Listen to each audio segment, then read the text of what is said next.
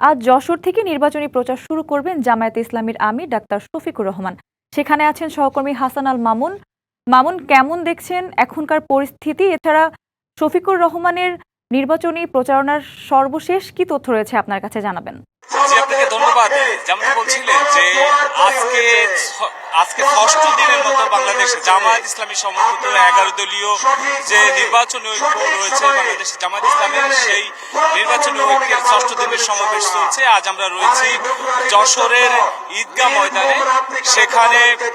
সেখানে আমরা দেখতে পাচ্ছি যে সকাল থেকেই কিন্তু লোকারণ্য হয়েছে যশোরের এই ঈদগাহ ময়দান। সকাল থেকে বিভিন্ন যে অঞ্চল রয়েছে যশোরের 5টি আসলে সেসব অঞ্চল থেকে ছোট ছোট মিছিল নিয়ে এসে কিন্তু এই ঈদগাহ ময়দান কানায় কানায় পরিপূর্ণ হয়েছে। আপনাকে আরেকটু জানিয়ে রাখতে চাই যে যশোরের মোট আসন রয়েছে 5টি এবং এখানে 11 দলীয় যেই শরিক রয়েছে সেই শরিকের মধ্যে এই 5টি আসনে প্রতিদ্বন্দ্বিতা করছেন বাংলাদেশের জামায়াত ইসলামী সমর্থিত 5 জন প্রার্থী।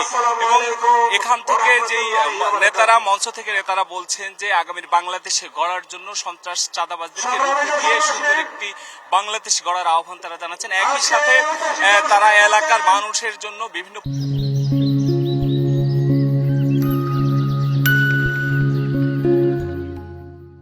প্রতিশ্রুতি দিচ্ছেন, যেটি সম্ভবত সব প্রার্থী দিয়ে থাকেন। আর এখানে এই সমাবেশের প্রধান অতিথি রয়েছেন বাংলাদেশের জামায়াত ইসলামীর আমির ডাক্তার শফিকুর রহমান। তিনি সকাল 8:30টায় এই মঞ্চে উপস্থিত হওয়ার কথা ছিল, যদিও এখনো তিনি মঞ্চেরও আসেননি।